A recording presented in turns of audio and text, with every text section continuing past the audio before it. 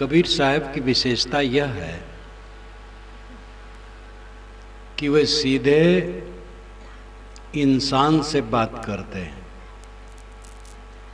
और पूरी सत्ता की व्याख्या करते हैं।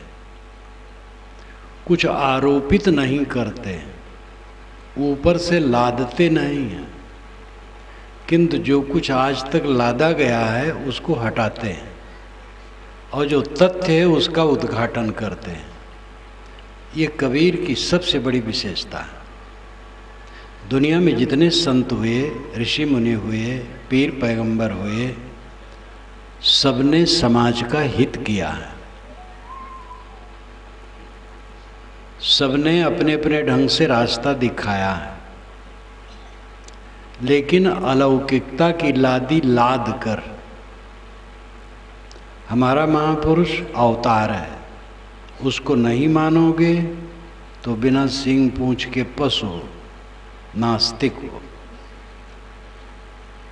हमारा महापुरुष पैगंबर है, ईश्वर का दूत है, उसकी बात न मानोगे तो नरक में जाओगे।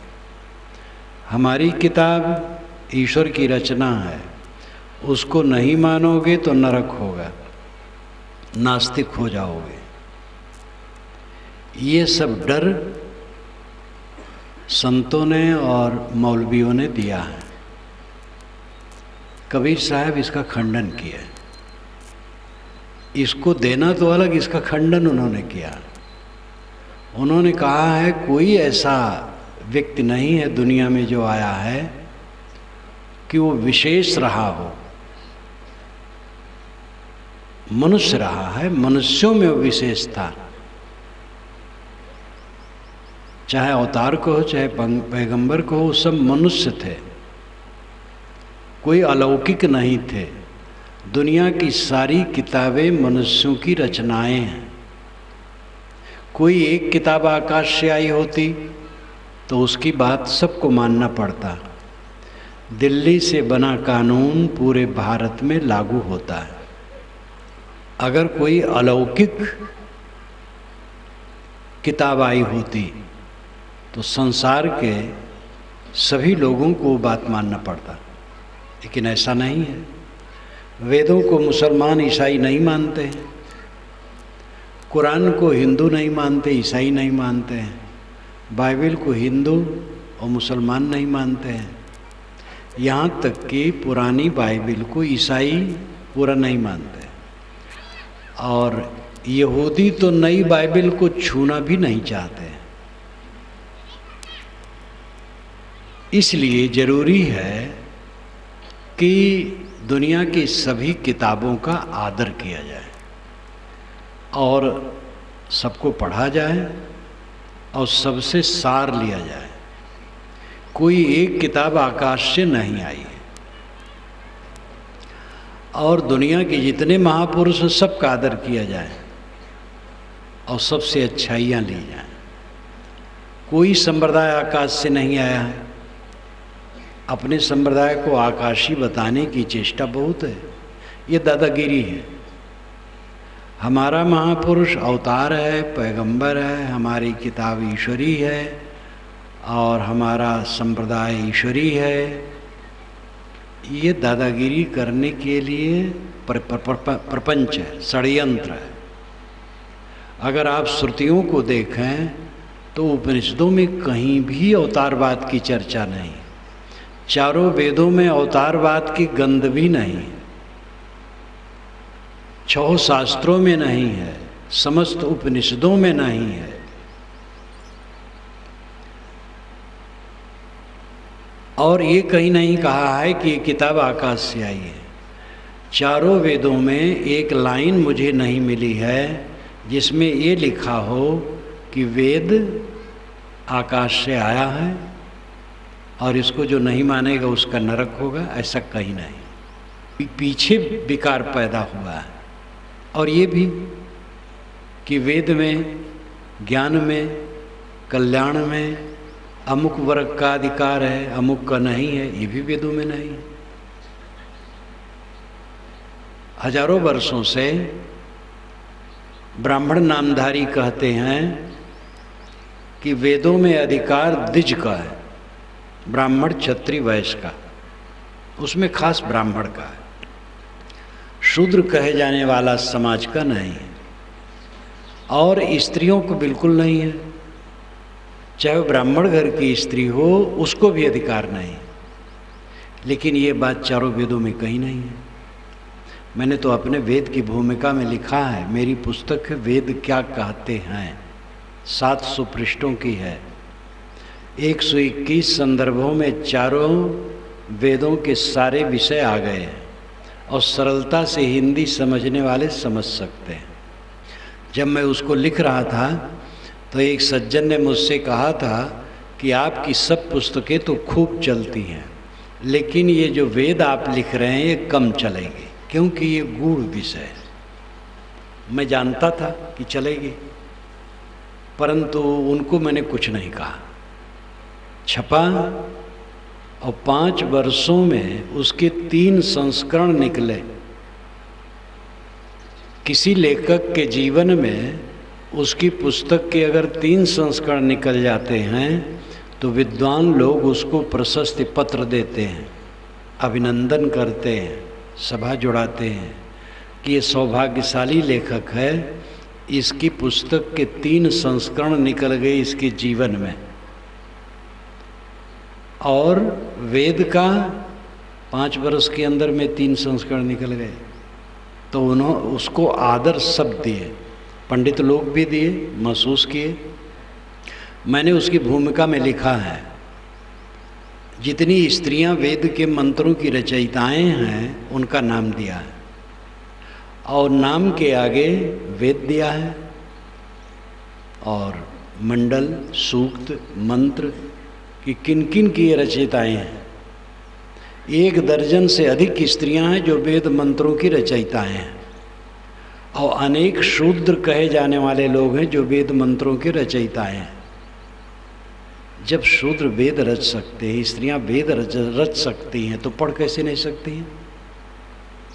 ऐसा दुर्भाग्य भारत का हुआ कि आगे चल कर के बहुत विकार पैदा हुआ,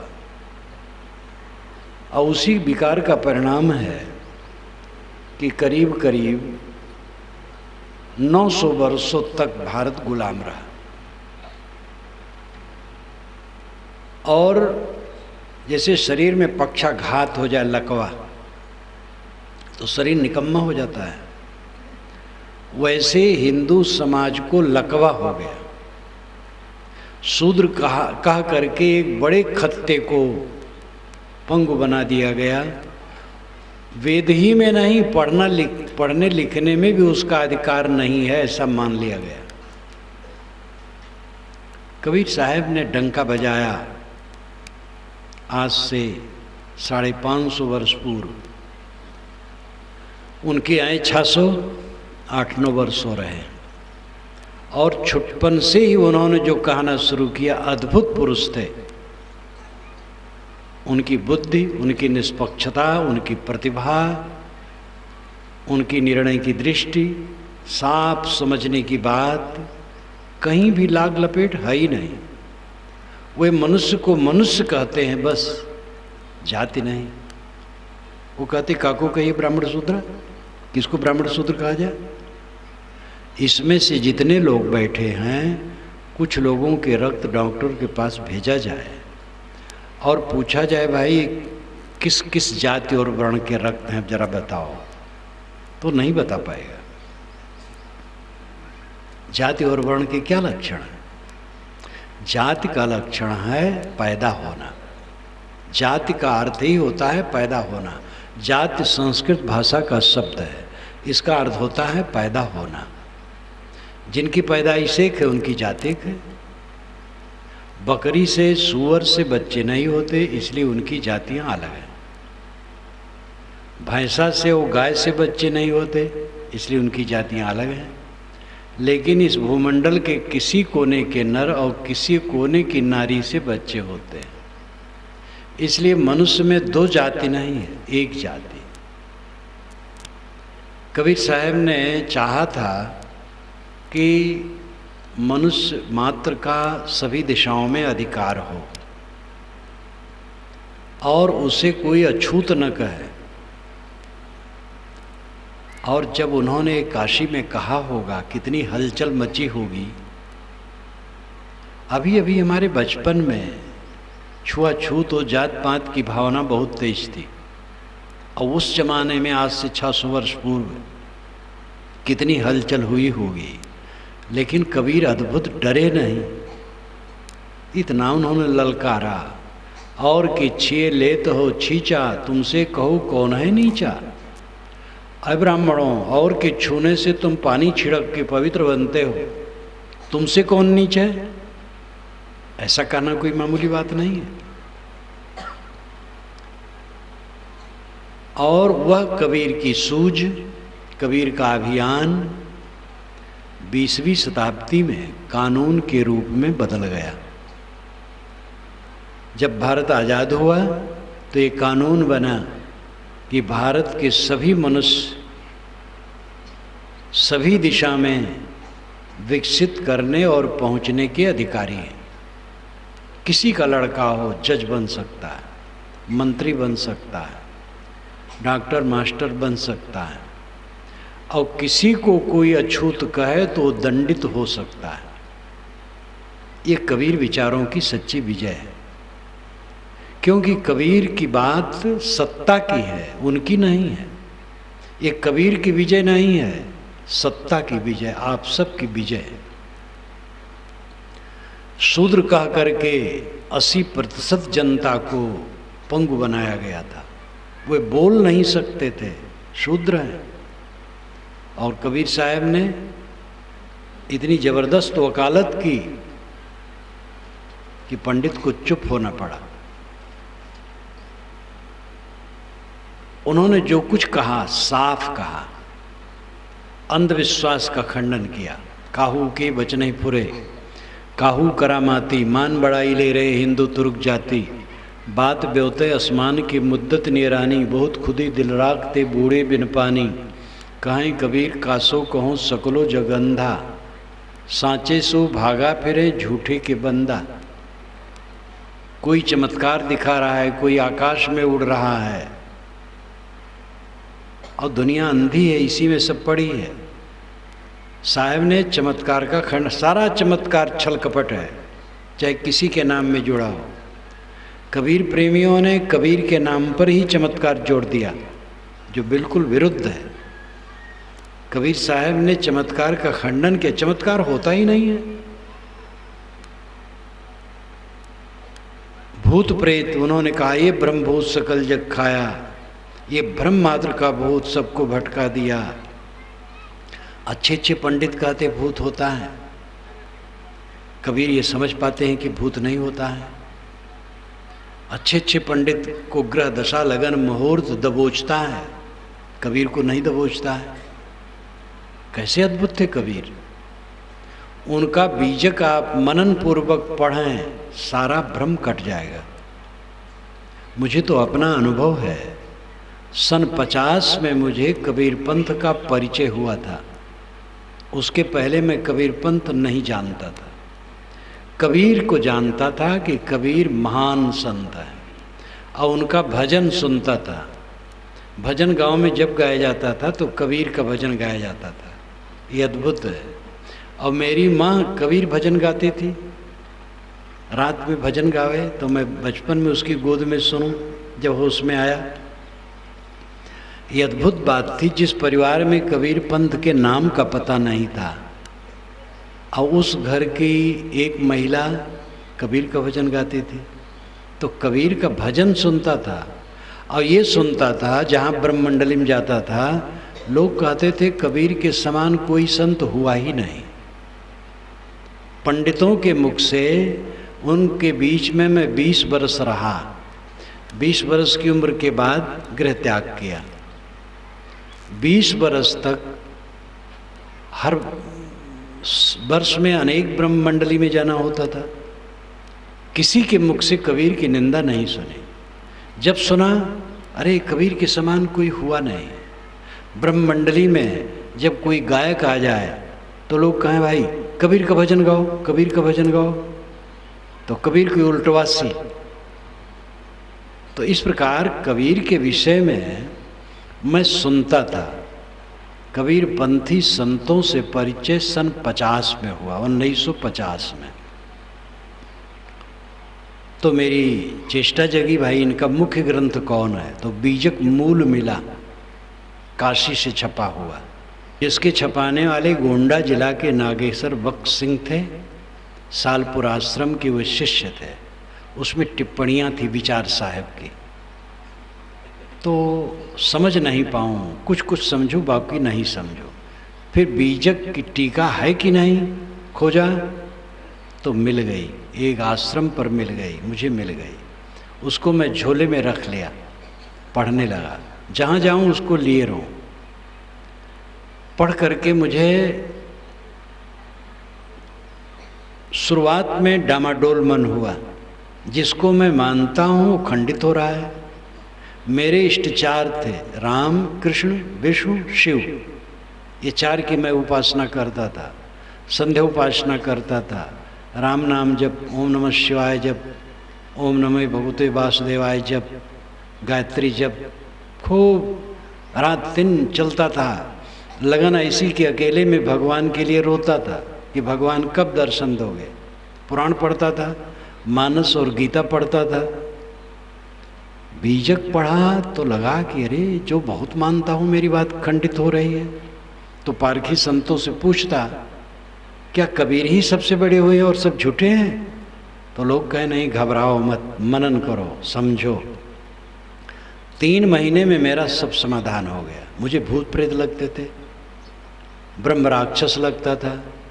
ब्राह्मण जब मरता है तब जो प्रेत होता है उसको ब्रह्म राक्षस कहते हैं। वहाँ भी वर्ण व्यवस्था है, भूत प्रेतों में भी। तो एक ब्रह्म राक्षस, एक प्रेत, एक चुड़ैल यानी प्रेतिन, ये 3 मुझे लगते थे। तो जब कबीर साहब का ज्ञान मिला तो ये तीनों बोरिया बिस्तर बांध के चले गए और सारा अंधविश्वास 3 महीने में उड़ गया। फिर उसके बाद 3 वर्ष वहाँ रहा और इस पर खूब विचार करता था और फिर निकल आया वहाँ से और गुरु जी की शरण में आया। उसके 1 वर्ष बाद मैं छत्तीसगढ़ गुरु जी के साथ आया। तब से तो आप लोगों से परिचय है ही। पुराने लोग तो चले गए हैं, जो बच्चे थे वे जवान हैं, उनके भी बाल पक रहे हैं, और जो जन्मे नहीं थे वो सब जवान हैं। ये तो प्रवाह है, चलता है। मेरा अपना अनुभव है, सारे अंधविश्वासों में डूबा था। कबीर साहब का बीजक, त्रिज्या पूर्ण साहब की टीका, जिसमें सबका प्रवेश नहीं हो पाता है, वो मेरे लिए अमृत हो गई। आज तो उन्हीं की कृपा से इतना खुलासा कर दिया गया है कि कोई भी पढ़े और समझे। कबीर वाणी ऐसी है जो किसी पंथ की नहीं है। कबीर पंथ की पुस्तक कबीर बीजक नहीं है। पूरे बीजक में देख लो, कबीर पंथ शब्द नहीं है, कबीर पंथ की कोई नियमावली नहीं है, सीधे कबीर की है, कबीर पंथ की नहीं है। कबीर पंथी नहीं थे, कबीर एक मनुष्य थे, ऐसा मनुष्य जो सबसे अलग थलग, उसको संत सदगुरु जो कुछ कहो, और ऐसा निराला कि निष्पक्ष हो करके उस महापुरुष की वाणी आप देखिए, मन निरोग हो जाएगा। कुछ जानने की बातें हैं और कुछ करने की बातें हैं, ध्यान दीजिए। खानी बानी में जीव उलझा है। बानी की बात जानने की है, खानी की बात करने की है। बानी वाणी जाल, सुनी सुनाई बातों में उलझन, खानी जाल विषय वासना का मोह। जानने की बात है, करने की बात है। कुछ बात ऐसी है कि ठीक से जान लो, करना उसमें कुछ नहीं है, ब्रह्म रहित हो जाओगे। भूत प्रेत नाम की कोई चीज नहीं है, केवल भ्रम है। प्रेत का अर्थ है जो चला गया। प्रेत आत्मा, दुष्ट आत्मा, शुद्ध आत्मा, महात्मा, परमात्मा, ये सब के मूल में आत्मा है। वह आत्मा जो शरीर छोड़ के चला गया उसको प्रेतात्मा कहते हैं। इसका अर्थ होता है गया हुआ आत्मा। दुष्ट आत्मा खराब स्वभाव का आत्मा, शुद्ध आत्मा अच्छा स्वभाव का आत्मा।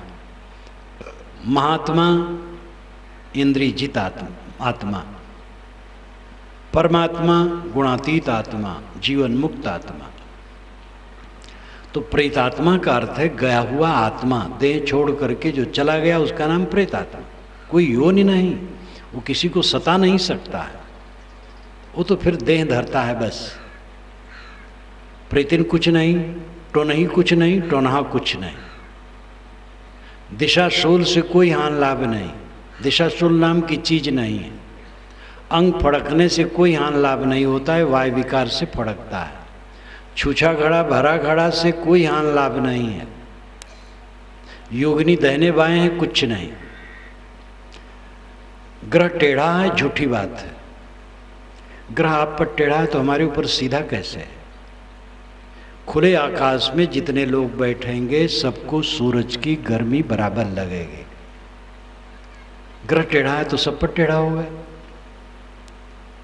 और टेढ़ा है तो पूजा करके शांत कैसे होगा?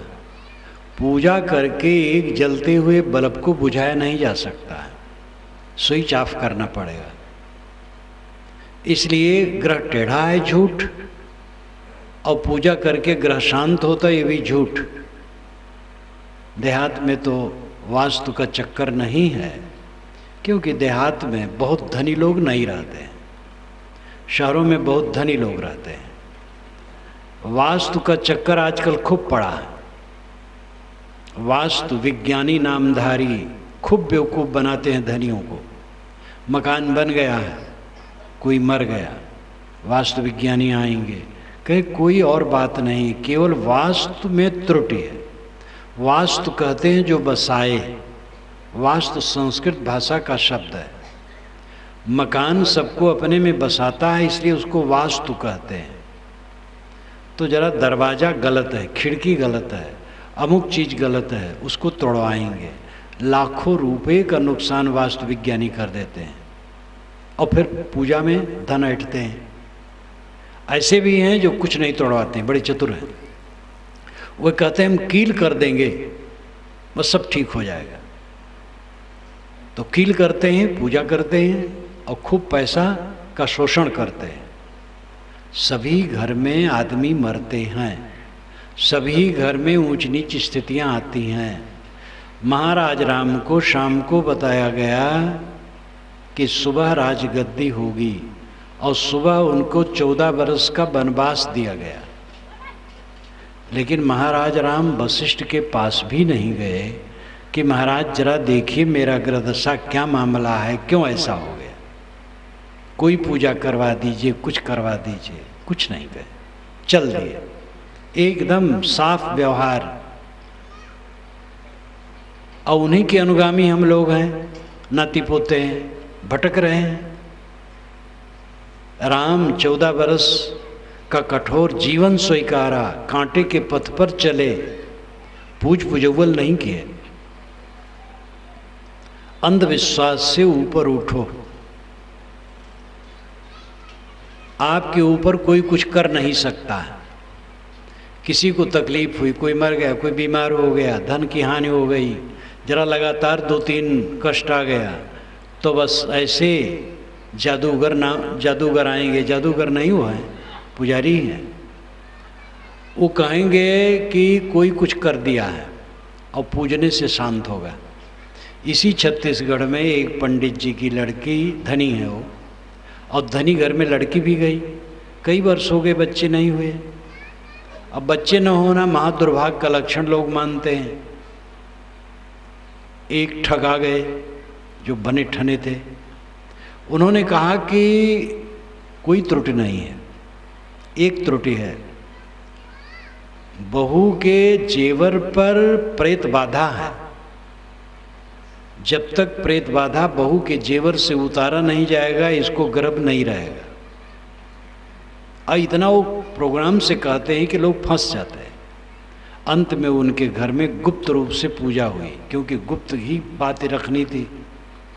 घर के अंदर कमरे में बड़े विधि विधान पूर्वक पूजा हुई, और बहू के सारे जेवर को अलग अलग सूत में बांध करके, कीमती कीमती कई लाख के जेवर थे, जगह जगह रखा गया, उसकी पूजा हुई। पूजा होने के बाद कहा आप लोग अब दूसरे कमरे में जाइए, मुझे अकेले में पूजा करना पड़ेगा। तो वो चले गए। तो अकेले में पूजा उन्होंने यही की कि सबको बटोर करके अपने झोले में रख लिए और एक पोटली ऐसी बांधे जिसमें नारियल, कुछ प्रसाद, उबड़ खाबड़, और बांध करके उस पर पूजा किए खूब विधि विधान से। तब बुलाए कि सारा जेवर इसी में रखा है, इसको अभी खोलना नहीं। इतने घंटे के बाद इसको खोलना, अभी खोलोगे भाई तो सब हमारा प्रसाद बेकार जाएगा। और कहे कि अब मैं यहाँ नहीं रुकूंगा, मेरे रुकने से फिर वो प्रभाव गलत होगा। खूब जाल में फंसाए और चल दिए। रात का समय था। इन लोगों का मन खड़बड़ाया। 1-2 घंटा मन को रोके, सब जागते रहे। अंत में मन नहीं माना, खोले तो कुल 10-15 रुपये का सामान था उसमें। और वो तो जब ऐसे लोग होते पहले तैयार होते हैं हमें कैसे निकलना है और कहाँ जाना है, पकड़ नहीं पाए। ऐसे ऐसे बदमाश हैं, ऐसे चक्कर में कभी नहीं पड़ना। कोई किसी को लड़का नहीं दे सकता है। कोई ऐसा ईश्वर नहीं है कि इन बाबाओं को लाइसेंस दिया है कि तुम बच्चे देते रहो। अंधविश्वास की जितनी बातें हैं ये जान लेना है। जान लोगे इसमें कुछ करना नहीं है, भ्रांति कट गई। जगत किसने बनाया? जगत सदा से है। पहले बीज है कि वृक्ष, पहले दिन है कि रात, स्त्री है कि पुरुष, मुर्गी है कि अंडा, पहले पीछे कहते नहीं बनेगा। ये सब अनादि है। कब नहीं था जगत?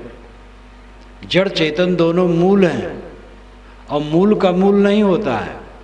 कपिल जी महाराज ने पुरा काल में कहा था, मूले मूला भावाद मूलम मूलम। मूल में मूल न होने से अमूल होता है मूल।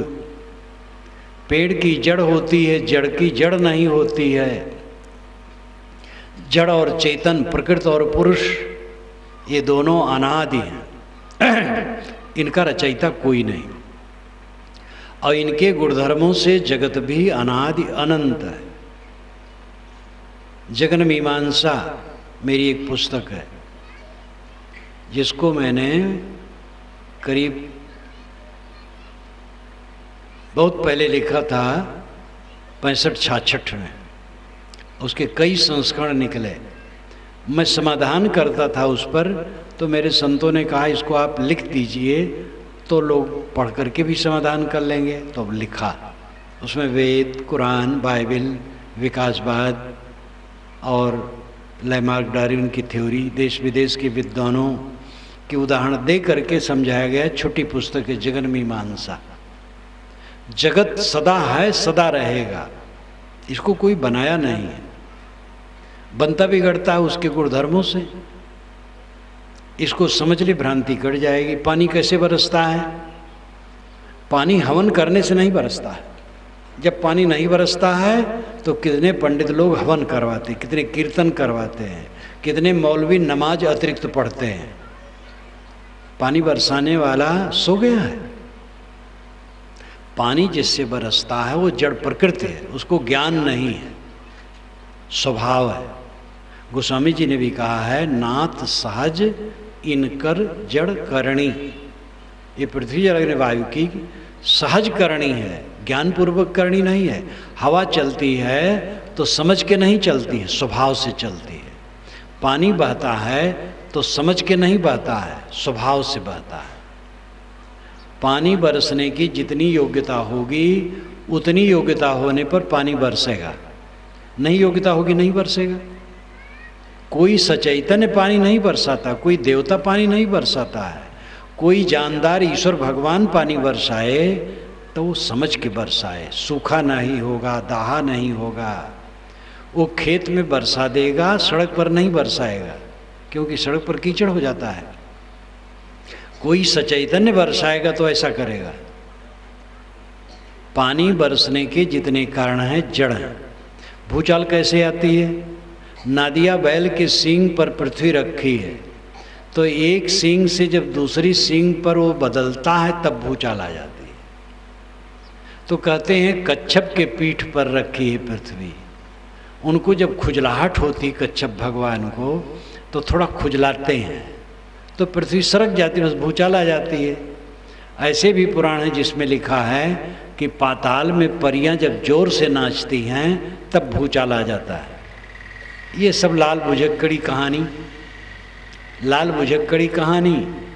एक ने कहा कि यहाँ हमारे आंगन में एक सरसों का पेड़ है, तो पुरवाई जब चलती है तो पश्चिम तरफ 100 मन सरसों झड़ जाता है, और जब पश्चिमी चलती है तो पूरब तरफ 100 मन झड़ जाता है। दूसरे ने कहा वाह, हमारे आंगन में एक मिर्चा का पेड़ है, वो मिर्चा उसमें इतना बड़ा बड़ा फलता है कि 2 किलोमीटर का एक नदी का पाट है, उसी पर मिर्चा रख दिया गया, उसी पर गाड़ी टमटम ट्रक सब जाता है। तो कहा कि एक तो मेरे कमरा है, जब प्रलय होता है तो सब जोड़े जानवर के उसी में रख लिए जाते हैं, फिर आगे सृष्टि कर दी जाती है। दूसरे ने कहा हमारे एक बांस है, जब जरूरत होती तो बादल को खोद देते हैं, बरसने लगता है। तो कहीं वो बांस कहाँ है, कहीं वही आपके कमरे में। तो ये सब लाल भुजक्कड़ी बातें, बकवास की बातें, अंधविश्वास की बातें। और भ्रम ऐसा है कि पुराणों में लिखा है राजा प्रिवर्त 11 अरब बरस राज किए। वेद में कहीं नहीं लिखा है कि कोई 1000 बरस जिया। 100 बरस जीने की कामना की गई है, दर्जनों बार हम 100 बरस जिए। वेद के ऋषि बड़े ईमानदार हैं, ये पीछे के लोग बड़े काइयां हो गए और हजारों लाखों करोड़ों बरस लोगों को जिला लिए। तो इन अंधविश्वासों से ऊपर उठने की जरूरत है। ये सब अंधविश्वास है, ऐसा कुछ नहीं होता है। हवा चलती है तो आंधी आ गई, सब तोड़ फोड़ रही है, आप हाथ जोड़ करके पवन देवता को मनाओ और उनके पुत्र हनुमान जी को कहो कि महाराज जी जरा अपने पिता से कह दो रुक जाएं, कुछ नहीं फल होगा। हवा जड़ है, हवा बहती है, वो बहेगी।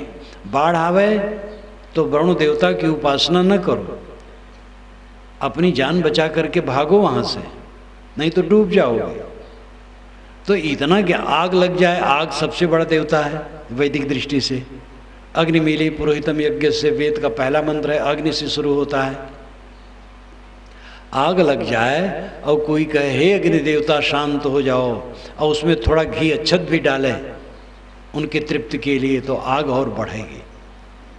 उसमें पानी डालो, धूल डालो तो आग बुझेगी। ये सब विवेक की बात है। अंधविश्वास आज के विज्ञान युग में भी है, खूब है। और पढ़े लिखे लोग और घोर अंधविश्वास में डूबे हैं। सब पढ़े लिखे नहीं, लेकिन पढ़े लिखे लोगों का एक बड़ा तबका। लोग कहते गांव वाले अंधविश्वासी होते हैं, गांव वाले हल्के अंधविश्वासी होते हैं, शहर वाले भयंकर अंधविश्वासी होते हैं, बड़े बड़े गुरघंटाल। ये शहर वाले पढ़े लिखे धनियों को फंसाने वाले होते हैं। तो अंधविश्वास तो किसी में भी हो सकता है, पढ़ने लिखने से अंधविश्वास नहीं दूर होता है, विवेक से दूर होता है। यही एक देख लो कि दुनिया में जितनी अंगूठियाँ बनती हैं 95% पढ़े लिखे लोग पहनते हैं, 5% कहीं अनपढ़ों में पहनी जाती होगी। तो कौन अंधविश्वासी है? कुछ शौक से पहनते हैं, बाकी तो रिद्धि सिद्धि के लिए पहनते हैं। और कुछ रिद्धि सिद्धि नहीं होती, गंदगी जमती है, उंगलियां खराब होती हैं। प्रकृति ने आपको सुंदर उंगलियां दी हैं, ऐसे सुंदर उंगलियों में रिंग डाल करके उसको विकृत करना, अशोभनीय करना समझदारी नहीं है। और कोई रिद्धि सिद्धि उसमें होने वाली नहीं है। किताबों में तो लिखा है ये सोना पहनो, ये पहनो, रनक पहनो, ये लाभ होगा, वो लाभ होगा, ये सब बकवास है। मेहनती बनो, हाथ की रेखा किसी को मत दिखाओ, हाथ से काम करो। आपके ऊपर कोई टोना टोटका नहीं कर सकता है। जादू केवल हाथ की सफाई, बात की सफाई, वस्तु की बनावट इत्यादि है, मंत्र से कुछ नहीं बनता है। इन बातों को जानना चाहिए, जान करके भ्रांति कट जाएगी। दूसरी बातें करने की, काम, क्रोध, लोभ, मोह, राग, द्वेष, ईर्ष्या, चिंता, उद्वेग, अशांत, ये मन के विकार हैं। इनको दूर करने का काम करना होगा, तब शांति मिलेगी। माया भगवान की आपको नचा रही है, गलत है। हमारी आपकी माया हमें आपको नचाती है। लोग कहते भगवान की माया, महाराज क्या करूं, आपके सत्संग में आने का तो मन था, लेकिन भगवान ने ऐसी माया डाली है महाराज, फुर्सत नहीं। तो मतलब भगवान बहुत खुराफाती है, वो आपके ऊपर माया डालता है। अपने मुख से अपनी बात निकलती, उसको समझ नहीं पाते हैं लोग। जब भगवान को आप शुद्ध बुद्ध कहते हैं तो माया क्यों रखेगा? माया तो छल कपट को कहते हैं। भगवान की माया हमें आपको नहीं नचाती, हमारी माया नचाती है। माया है मन का मोह, लालच, लोभ, आसक्ति, यही हमें नचाती है। कर्म जो कुछ हम करते हैं ईश्वर करवाता है, लोग कहते हैं। हम लोग तो कठपुतली है, ईश्वर सूत्रधार है, बड़े ठाठ से कहते हैं लोग। ईश्वर की इच्छा के बिना तृण नहीं हिलता है। लगता है कि बहुत भक्ति की बात कह दी गई। तो इसमें प्रश्न ये होता है कि दुनिया में जितनी अच्छाइयाँ होती हैं वो तो समझ में आता है कि ईश्वर करवाता है, लेकिन चोरी, बेईमानी, बदमाशी, अपहरण, परस्त्री गमन, हत्या, सामूहिक हत्या, बड़े बड़े गबन राजनेता करते हैं, ये सब भी ईश्वर के बिना कैसे होगा? जब ईश्वर के इच्छा के बिना तृण नहीं हिलता है तो ये सब कुकर्म बिना ईश्वर की इच्छा कैसे होता होगा? इसका क्या समाधान है? इसलिए बात बिल्कुल गलत है कि ईश्वर सब करवाता है। तथ्य यह है कि आदमी स्वतंत्र है, जैसा वो चाहे वैसा करे। बुद्धि खराब रहती है, खराब काम करता है, अच्छी रहती है, अच्छा काम करता है। इसलिए अपनी अपनी बुद्धि को सबको सुधारना है और अपने कर्मों की जिम्मेदारी अपने पर लेना है, और यही तथ्य है और इसी से कल्याण है। अगर ईश्वर सबसे करवाता है तब तो ये सत्संग की जरूरत नहीं, सुधार की बात करने की जरूरत नहीं, कोई सुधर नहीं सकता है क्योंकि कोई बिगड़ा नहीं है, सब ईश्वर करवा रहा है, मनुष्य क्या करे? ईश्वर को लोगों ने ऐसा मोहरा बनाया है, ऐसा गलत उसका प्रयोग किया है कि जिससे कर्म सिद्धांत चरमरा गया है। ईश्वर विश्वव्यापी नियम है, ईश्वर कोई व्यक्ति नहीं है। ईश्वर को लोगों ने व्यक्ति क्यों बनाया? व्यक्ति कृपा और कोप करता है, नियम कृपा कोप नहीं करता है। आपको किसी ने गाली दी, आप क्षमा कर दिए, लेकिन अगर उसने आग में हाथ रखा तो आग नहीं क्षमा करेगी, जला देगी। उसका स्वभाव है जलाना। आदमी कृपा और कोप कर सकता है, आग न कृपा करती न कोप, अपना स्वभाव बरतती है। नियम में कृपा कोप नहीं है, व्यक्ति में कृपा कोप है। आप गलत काम करेंगे, नियम के अनुसार आपको दंड होगा। आप भोजन करने बैठे, लालच में पड़ गए, ज़्यादा खा लिए, तो आंत का नियम है आपको तकलीफ देना। वो कोई व्यक्ति नहीं है, आंत चेतन नहीं है, जड़ है, उसका नियम है।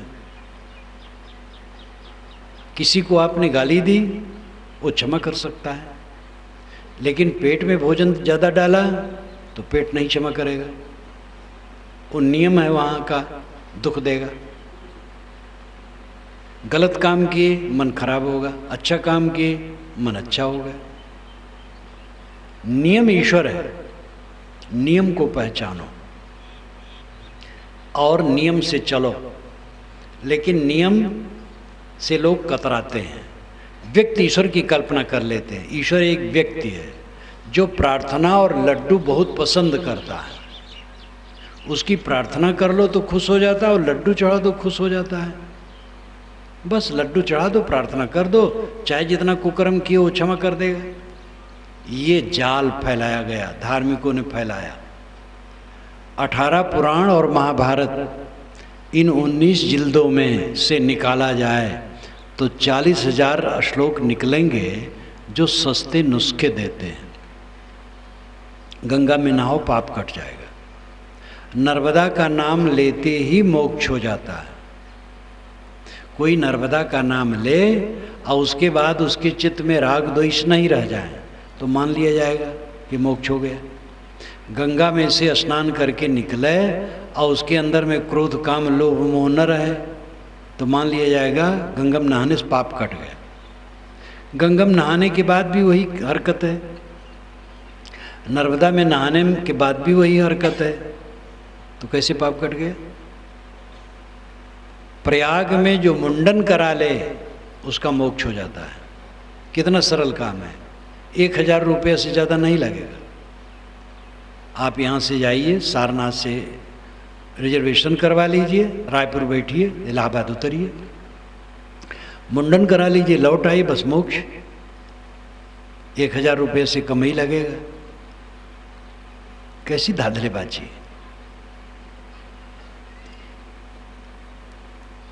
अच्छे अच्छे ग्रंथों में अंधविश्वास की बातें भर दी गई हैं।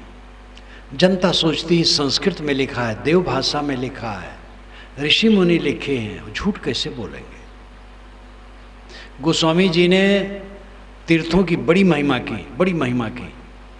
चारि खानी जग जीव अपारा, अवध तजे तन नहीं संसारा। चारों खानी के जगत जीव, मनुष्य पशु पक्षी कीड़े मकोड़े मेढक सांप गोजर कछुआ मछली, अयोध्या में शरीर छोड़ देंगे तो संसार में नहीं आएंगे, मुक्त हो जाएंगे। लेकिन जब वह तीर्थों के कुकर्म से उबी आए तब उन्होंने कहा, सुर सदननि तीर्थ पुरिन निपट कुकाज कुलाज, मनोह मवासे मारी कलि राजत सहित समाज। सुर सदननि देव मंदिरों में, तीर्थ पुरिन तीर्थों और पुरियों में, निपट कुकाज कुलाज महाप्रकार के निर्लज्ज कुकर्म हो रहे हैं। मनोह मवासे मारी कलि राजत सहित समाज, मानो कलिकाल अपनी सेना लेकर के वहाँ किला रोप करके बैठा है। तो भावुक हृदय अयोध्या की महिमा कर दी, वहाँ जो मरेगा मुक्त हो जाएगा। लेकिन जब उनकी आंखें खुली ये तो गलत हो गया, तब उन्होंने ये कहा, भावुकता से काम बनने वाला नहीं है, गुरु का दर्शन कर लो मोक्ष हो जाएगा। ये महिमा परक वचन है। पहले दर्शने तो होगा, दर्शन से मोक्ष हो जाएगा, मतलब दर्शन करो, बात सुनो, फिर आचरण करो तो मोक्ष हो जाएगा। खाली देख लो तो मोक्ष हो जाएगा, देखने भर से मोक्ष नहीं होगा। उपनिषद के ऋषियों ने ऐसा कभी नहीं कहा है। आप उपनिषदों को पढ़िए, कबीर साहब के विचारों से उपनिषदों से खूब मिलान है। उपनिषद का कोई ऋषि न तो कोई देवता मानता है, न अवतार मानता है, न छूत मानता है, न जात पात मानता है। वो कर्म सिद्धांत मानता है और आत्मज्ञान की बात मानता है। लेकिन उपनिषदों की पढ़ाई लिखाई तो ठंड। कबीर साहब जो कुछ कहते हैं उपनिषद ही है, बल्कि और तेज उपनिषद है। जो आवश्यकता थी और उन्होंने कहा।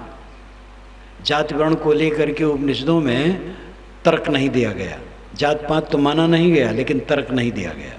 शायद उस समय की आवश्यकता भी न रही हो या हिम्मत न रही हो। हजारों वर्षों से अछूत कहा गया एक बड़े समाज को, और इस दरम्यान में कितने वेदांत के ग्रंथ बने, कर्मकांड के ग्रंथ बने, भक्ति के ग्रंथ बने, लेकिन उसमें कोई नहीं लिखा कि ये गलत है, मनुष्य बराबर है। कबीर ने कहा कि ये गलत है, मनुष्य बराबर है। ये कबीर का साहस था।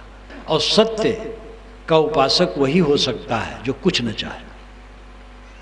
जहाँ ये डर है कि पंडित बाबा लोग नाखुश न हो जाएं, जगत गुरु नाखुश न हो जाएं, ज़्यादा लंबी जनता है नाखुश न हो जाए, वो कुछ नहीं कह सकता है।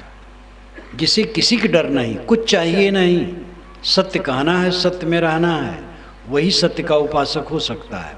इसीलिए कबीर साहब का ये दोहा है जिसको साखी कहते हैं, कबीर खड़ा बाजार में ली लुआठी हाथ, जो घर फूके अपना चले हमारे साथ। तो अपना घर फूकने का मतलब क्या है? जिसमें हम रहते वो नहीं, अहंकार का घर, ममता का घर, मान्यता का घर, आसक्ति का घर। ब्राह्मणों को ये आसक्ति कि हम पुजाएं चाहे जैसे रहें, ये आसक्ति हिंदू समाज का विनाश कर दिया। सदाचार से रहें, सेवा करें, पूजा अपने आप होगी। निर्भ्रांत ज्ञान दें, मनुष्य मात्र ज्ञान का अधिकारी है, स्त्री पुरुष सब ज्ञान के अधिकारी हैं, सब कल्याण के अधिकारी हैं, कोई अछूत नहीं है। उदारता पूर्वक ये बताएं, उनकी पूजा होगी। क्या ऋषिमुनियों की पूजा नहीं होती थी? और ऋषिमुनि जात पात कुछ नहीं मानते थे? कहीं छुआछूत की बातें नहीं ऋषिमुनियों के उपनिषदों में देखो तो, वेदों में देखो, कहीं नहीं है। तो क्या उनकी पूजा नहीं होती थी? तो ये आसक्ति ब्राह्मणों की और पक्षपात, इससे हिंदू समाज को पक्षाघात हुआ। यद्यप सब ब्राह्मण दोषी नहीं थे, किसी समय जो उसके धंधेबाज थे वे दोषित थे। तो हमें जगने की जरूरत है, आचरण की पवित्रता की आवश्यकता है। ईश्वर आपसे कुछ नहीं करवाता है, कोई अलग से ईश्वर आप करते हैं, आप जिम्मेदार हैं। आप चाहें तो अपने को सुधार लें, कोई ईश्वर की व्यवस्था नहीं है। न कोई भगवान आपको रोक रहा है, न शैतान रोक रहा है। न किसी भगवान की माया है, न शैतान की माया, आपकी माया है। आपकी माया मोह, अज्ञान, अविवेक, इसको दूर करना है। भगवान को दोष मत दो, किसी को दोष मत दो। आप जो बोलते हैं, सोचते हैं, करते हैं, आप उसके जिम्मेदार हैं। यही तथ्य है, यही सत्य है, और इसी को मानने से अपना सुधार है। तब हम अपने मन को, वाणी को और इंद्रियों के कर्मों को शोध सकेंगे। अब जब भगवान करवाता है, चोरी करेंगे वो कहेंगे भगवान करवाया है, कोई इज्जत छोड़ेगा? चोर कहे कि महाराज हुजूर मैंने चोरी नहीं की, भगवान ने चोरी करवाई है, जज नहीं छोड़ेगा। ये बहानेबाजी वहाँ नहीं चलेगी। तो कर्म सिद्धांत समझें, माया हमारी माया है, भगवान की माया नहीं समझें। अपने कदमों पर खुद खड़े हो। सत्य उपदेश वही है जो इंसान को उसके कदमों पर खड़ा करे। जो उपदेश पर मुखापेक्षी बनाए वो उपदेश सही नहीं है। भगवान कृपा करेगा तब कल्याण होगा। आज तक कृपा नहीं किया जो, आगे क्या भरोसा कृपा करेगा? आज तक हम कचड़े में पड़े हैं, अब भगवान कृपा नहीं कर पाया, आगे क्या कृपा करेगा? अपनी कृपा अपने ऊपर करो, अपने मन के कूड़े कचड़े को बुहारो। सबके मन में नरक है, काम, क्रोध, लोभ, मोह, द्वेष, ईर्ष्या, छल कपट, मन के उद्वेग। ये नरक की सफाई करो। ये नरक हमने बनाया है, लोभ में पड़कर विषयों के। माया क्या है? माया है मन का मोह भीतर, और बाहर है ये दुनिया की वस्तुएं जो आने जाने वाली हैं। संतो आवे जाए सो माया। इसी में उलझ उलझ करके हमने अपने मन में नरक इकट्ठा किया है। करने का काम यही है, जगो, अकेले में रोज बैठो, 1 बार 2 बार 3 बार ज्ञान के ग्रंथों का अध्ययन करो, चिंतन करो, विचार करो, अपने अंदर की बुराइयों को निकालने का काम करो। इस लगन में लगोगे तो आप देखोगे कि 1 महीना के बाद आपके चित्त में बहुत फर्क हो गया। साल भर के बाद आपके चित्त में काफी अंतर आ गया। आदमी वह है जो अपने जीवन के व्यवसाय को समझता है, व्यवसायी हिसाब किताब ठीक रखता है। सच्चा मनुष्य वह है जो अपने जीवन के व्यवसाय को ठीक रखता, उसका हिसाब किताब रखता है। गत बरस तक जो काम की लोलुपता मेरे में थी, क्या उतने हैं? घटी नहीं है। क्रोध, द्वेष चित्त को जलाते थे जैसे, क्या आज भी जला रहे हैं? तो जीवन में उन्नति क्या है? काम की लंपटता घटे, क्रोध घटे, मोह घटे, लोभ घटे, चिंता घटे, उद्वेग घटे, शांति मिले, तृप्ति मिले, संतोष मिले, तो जीवन की सफलता हो रही है। इस पर समझिए, सोचिए, चिंतन कीजिए। टीवी देख के समय बर्बाद न कीजिए, ज़्यादा अखबारबाजी में समय बर्बाद न कीजिए, गप मार करके समय बर्बाद न कीजिए, राजनीतिक बाजी की लफड़बाजी न कीजिए। राजनेता लोग इसके लिए काफ़ी वो कर रहे हैं। बिला वजह लोग चौरा पर बैठ जाएंगे, एक कांग्रेस को ले लेगा, एक भाजपा को ले लेगा, और 1 घंटा लड़ेगा, न लेना न देना, बिला वजह काम। ये नेता लोग अपना लड़े झगड़े करते रहेंगे, उनका काम है। आप लोग अपने घर गृहस्थी काम करो, जब वोट जिसको देना उसको दे दो, और साधन भजन करो जिसके लिए जीवन मिला है। क्यों कमाते हो? खाने के लिए। क्यों खाते हो? जीने के लिए। क्यों जीते हो? इसका पता नहीं है। क्या जीवन है? कमाओ खाने के लिए, खाओ जीने के लिए, जियो आत्मोद्धार के लिए।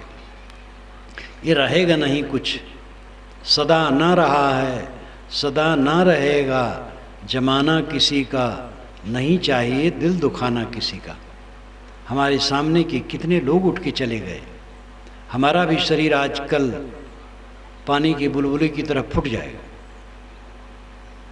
जीवन में सफल वह है जो अपने कर्मों को सुधारा और इसी जीवन में शांति पाया। बड़ा मकान बढ़ाया, बड़ी जगह खरीदी, बड़ा नाम हुआ, बाबा लोग बड़ा मठ बना लिए, ये उनकी सफलता नहीं है।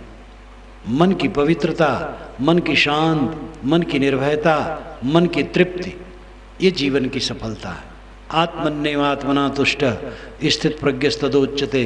गीता कहती है, आत्मा द्वारा आत्मा में संतुष्ट हो जाने वाला स्थित प्रज्ञ, पुत्र द्वारा नहीं, धन द्वारा नहीं, मान द्वारा नहीं, प्रतिष्ठा द्वारा नहीं, आत्मा द्वारा, आत्मा द्वारा आत्मा में संतोष।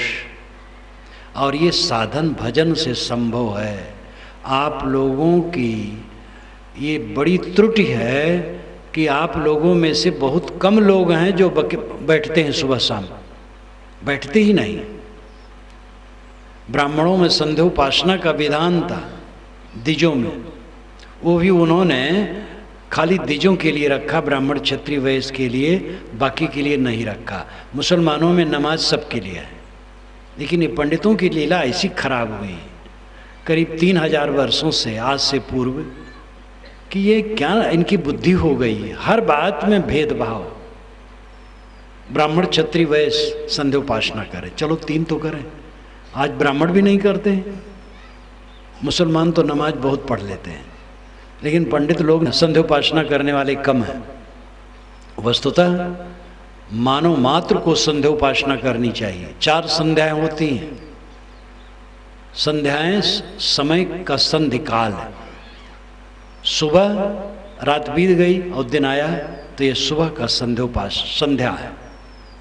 दिन के दोनों पक्षों का मध्य दोपहर है, ये दोपहर संध्या है। और दिन और रात का जोड़ सायंकाल है, जैसे अब ये एक संध्या है। और रात के दोनों पक्षों का जोड़ आधी रात है, वो संध्या है। 4 संध्याएं हैं, लेकिन आधी रात में लोग सोते हैं तो उसको रद्द रखा गया। सुबह, दोपहर, मध्याह्न में बैठ करके उपासना करो। उपासना की रूढ़ है वेद मंत्रों, पहले संकल्प लो, फिर वेद मंत्रों के अनुसार कुछ क्रियाकांड करो, फिर कुछ ध्यान करो। वैसा भी करे कोई हर्ज नहीं, किंतु असली संध्योपासना है अकेले में बैठ करके आत्म परिष्कार करना, आत्म शुद्धि करना, आत्मशोधन करना। जैसे चने में से कंकड़ निकाल दिया जाता है, चावल में से कंकड़ कचड़े निकाल करके तब पकाया जाता है। बोरिंग की जाती है तो पानी जब तक गंदा रहता है पानी चलाया जाता है, जब एकदम शुद्ध जाता है पानी, स्वच्छ हो जाता है, तब उस पानी को पिया जाता है। अपने जीवन का शोधन करो, ये संध्योपासना है।